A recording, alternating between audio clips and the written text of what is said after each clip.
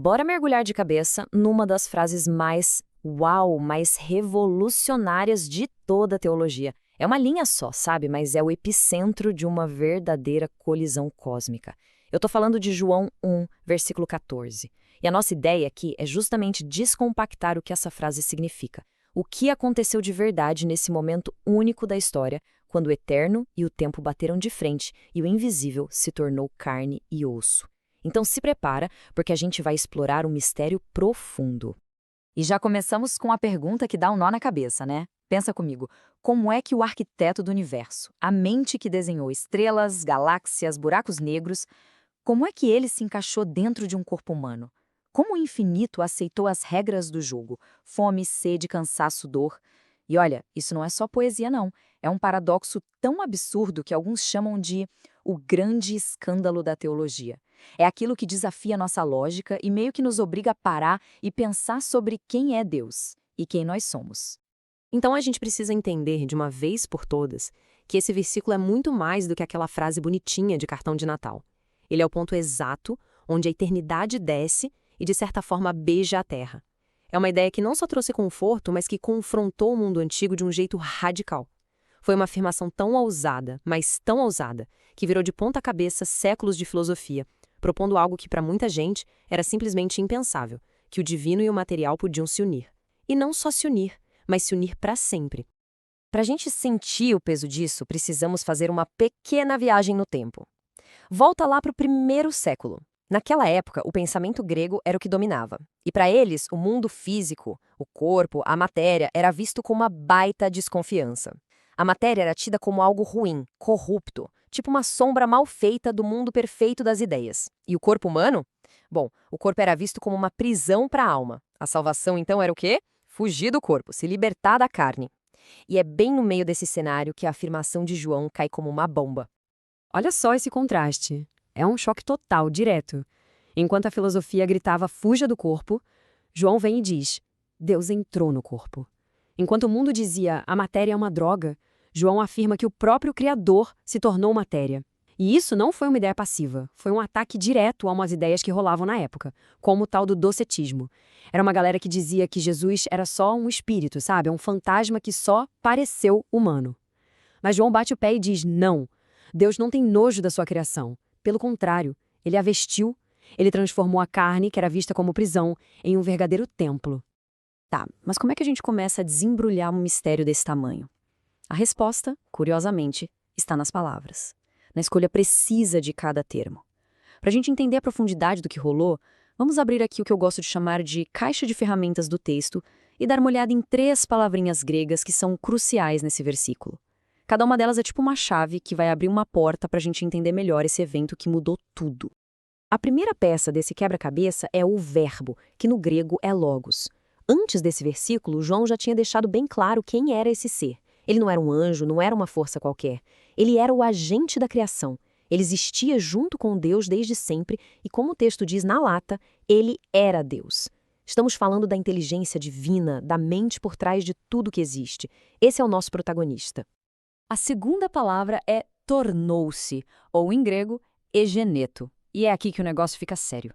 Esse verbo significa uma mudança de estado real, fundamental. Não foi um teatro, não foi um disfarce, não foi uma visitinha rápida. O Logos entrou de vez num novo modo de existir. Ele se tornou algo que não era antes, humano, mas sem deixar de ser o que ele sempre foi, divino. E é essa a base do que a teologia chama de união hipostática. Pense assim, 100% Deus e 100% humano ao mesmo tempo na mesma pessoa, sem misturar, sem diluir, nada.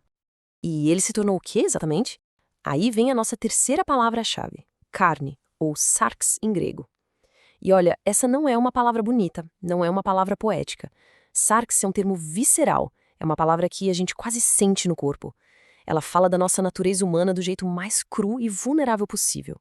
Fala da nossa fragilidade, da nossa capacidade de sentir dor, de ficar doente, cansado e, no fim, de morrer. João não diz que o verbo se tornou espírito humano. Ele diz que se tornou carne. E essa escolha de palavras não foi por acaso, viu? De jeito nenhum. O grego tinha outra palavra para corpo, soma, que é mais neutra. Mas João escolheu sarx. Por quê? Para não deixar a menor sombra de dúvida. Ele queria deixar bem claro que Deus não assumiu uma versão idealizada, tipo um super-herói. Não.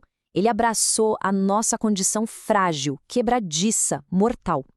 E um ato de humildade que a gente nem consegue começar a entender, Deus se tornou frágil.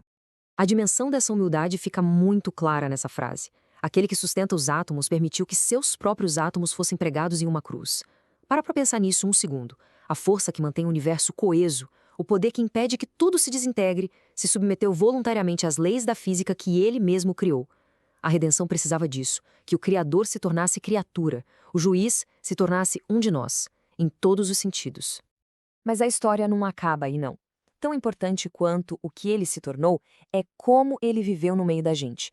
Depois de falar da transformação, João conta onde esse verbo de carne e osso viveu e habitou entre nós.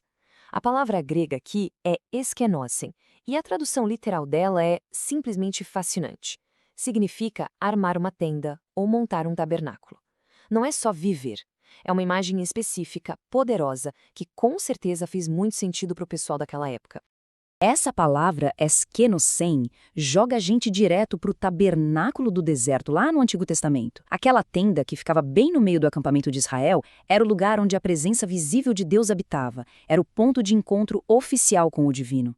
Então, quando João usa essa palavra, ele está fazendo uma afirmação teológica gigantesca. Ele está dizendo, ei pessoal, Jesus é o novo tabernáculo. A presença de Deus não está mais numa tenda de pele de animal, agora ela mora numa tenda de pele humana. A implicação disso muda tudo. É como se o endereço de Deus na Terra tivesse mudado. O ponto de encontro entre o céu e a Terra não é mais um lugar, é uma pessoa.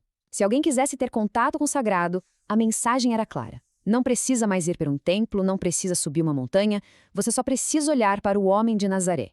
Ele se tornou o acesso vivo, ambulante, à presença do Deus Altíssimo. Certo. Então, qual foi o resultado visível dessa colisão toda? O que as pessoas viam quando olhavam para esse tabernáculo de carne? João responde, e vimos a sua glória, cheio de graça e de verdade. Nele, duas qualidades que, para nós, vivem brigando, que a gente luta para equilibrar, foram unidas numa harmonia perfeita, inseparável. E olha, o ponto-chave aqui é entender que ele não era 50% graça e 50% verdade. Não era um suco meio a meio, sabe? Um meio termo para agradar todo mundo. Não, ele era totalmente, completamente 100% graça e 100% verdade. Ao mesmo tempo, sem nenhuma contradição. Ele era a plenitude dessas duas coisas de um jeito que ninguém nunca tinha visto. E essa é uma tensão que só ele conseguiria resolver. Pensa bem, a verdade com V maiúsculo expõe a nossa realidade, mostra onde a gente erra e exige justiça. A graça, por outro lado, com G maiúsculo, vem e oferece perdão, um amor que a gente não merece. O milagre de Jesus é exatamente este. A justiça de Deus foi totalmente satisfeita e, ao mesmo tempo, o pecador não foi deixado para trás. Olhar para a glória dele é ver a beleza de um Deus que é, ao mesmo tempo, perfeitamente santo e perfeitamente amoroso. Ok, a gente falou de uma teologia gigante, de escala cósmica. Mas, e daí? Na prática, no dia a dia, o que isso muda? Como essa verdade de que o Verbo se fez carne impacta a nossa segunda-feira de manhã? A resposta para isso pega essa doutrina toda e aterrissa ela num lugar muito pessoal e, honestamente, muito consolador. A grande virada de chave da encarnação é esta. Deus não é um espectador distante, assistindo ao sofrimento humano de camarote. Porque ele se tornou sarx, frágil, vulnerável, ele entende. Ele não apenas leu o manual sobre as nossas lutas, ele viveu na pele, ele sentiu na pele. A gente tem um representante, um mediador, que conhece por dentro o peso que é ser humano. E isso não é papo furado, não. A Bíblia mostra que ele sabe, por experiência própria, o que é ser tentado até o limite. Ele sabe o que é a dor de perder alguém, aquela dor que faz a gente chorar. Ele conhece o cansaço no corpo e na alma depois de um dia longo. Ele sentiu a agonia da dor física. Resumindo, ele viveu a nossa vida, sentiu as nossas dores, ele sabe como é. E essa é talvez a conclusão mais poderosa de todas. A mensagem de João 1,14 é que Deus acabou com a distância. Ele não está mais só lá fora, num céu distante, assistindo a história acontecer. Na pessoa de Jesus, ele veio para aqui dentro. Ele entrou na nossa bagunça, na nossa dor, na nossa fragilidade. Ele participou de tudo isso para poder consertar as coisas de dentro para fora. E para a gente fechar, fica uma pergunta no ar. A encarnação dá um novo significado para a nossa humanidade? A gente vive num mundo que o tempo todo nos diz para esconder as fraquezas, para mostrar só força, né? Mas a imagem do Deus infinito escolhendo abraçar a fragilidade nos convida a olhar as coisas de outro jeito. Se o Criador do universo não viu a fraqueza como algo a ser evitado, mas como o próprio caminho da redenção, como é que isso deveria mudar o jeito que a gente encara as nossas próprias limitações e vulnerabilidades? Fica aí a reflexão.